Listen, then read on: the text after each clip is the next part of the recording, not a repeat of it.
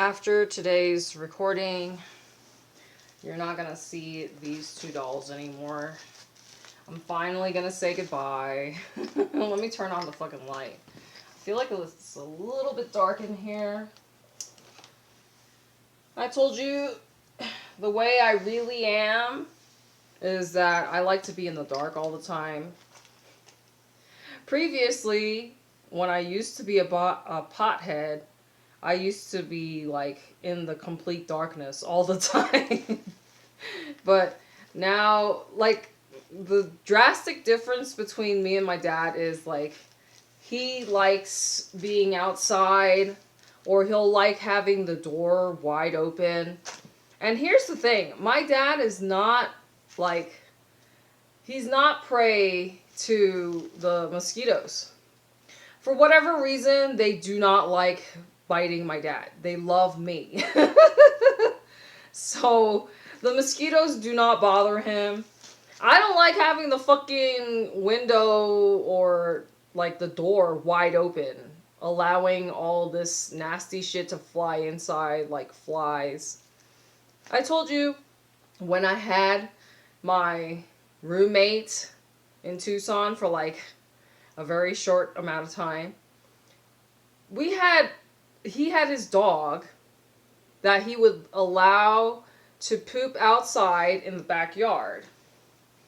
And her fucking poop would just sit there for like the whole week until he came back, like, because he would basically, I mean, it was his job, obviously, to clean up after his own pet. But my point is, he would go work out of state for like 1 or 2 weeks at a time. And then by the time he gets home, then he'll fucking clean up all her fucking poop from the backyard. And I was like, man, that's just so fucking disgusting.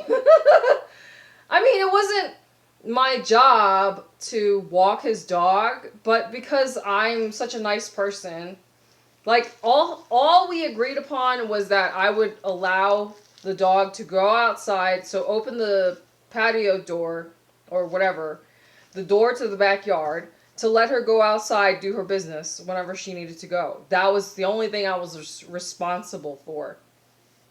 But you know how dogs are. They're very social. They need attention and they want to go outside. Just like, you know, a lot of my SDs.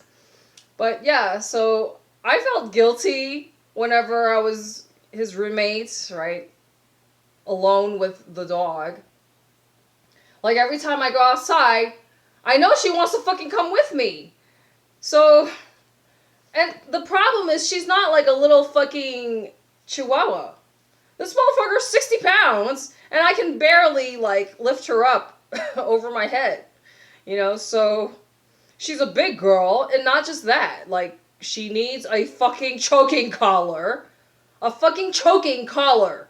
Like, you know, it's got spikes, you know, so that way, like, if she's pulling, then it chokes her. But not just that, she needs a choking collar, and she needs the fucking cage for her mouth, because she's an aggressive pit bull.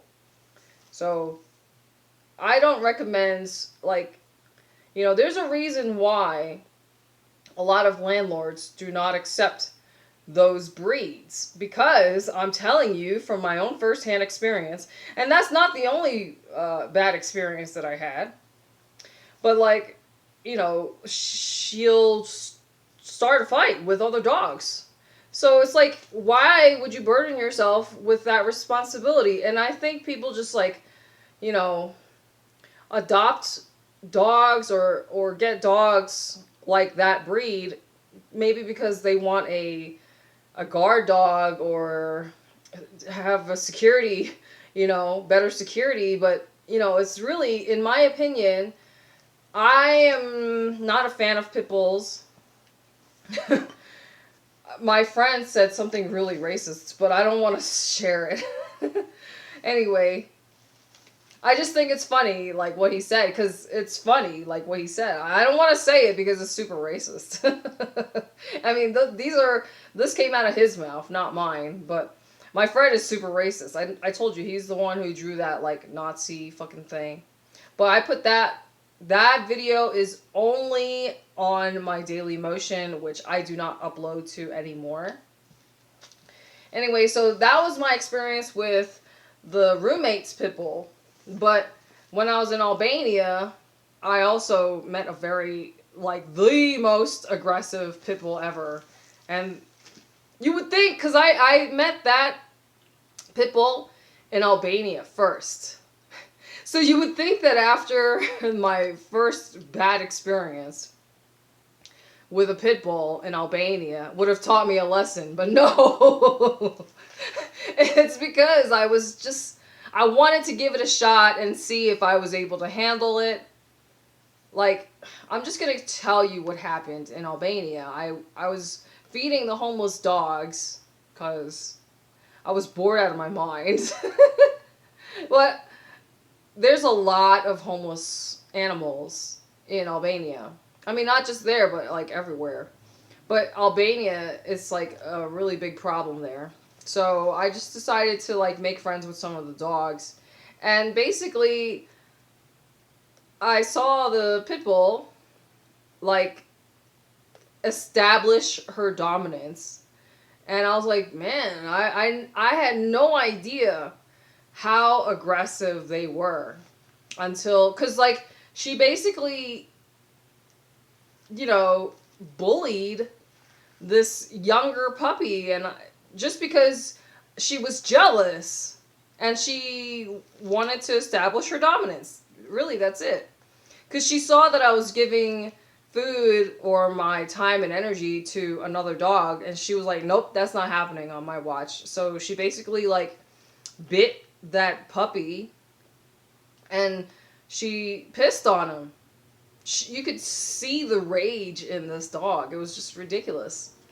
So that was my first bad experience, and then of course I told you having the roommate, and like I took that dog out a few times for a walk, but you know, she's just so big and aggressive. Like, I needed like 2 leashes. Because she would pull. She would basically just drag me around. And I was like, okay, this is... I don't know why I'm doing this. Like, because I know I'm too nice. You know what I mean? Like, I don't have to... It's not my responsibility to take her outside. But at the same time, I feel guilty leaving her all alone at home. And that was the reason why I brought her along 1 or 2 times. Like, no, it was way more than 1 or 2 times. I brought her out way more than I had to. And that was the reason why I had to just get out of that situation. I mean, it was a month-to-month arrangement. So I paid him cash, and I think I only really paid him 1 time. So I was roommates with this guy with a pit bull for like not even a month, because I worked at the strip club as a waitress, and during this time I was like trying to check out places to rent, and I almost did rent a place, but then at the very last minute I backed out of it, and I had to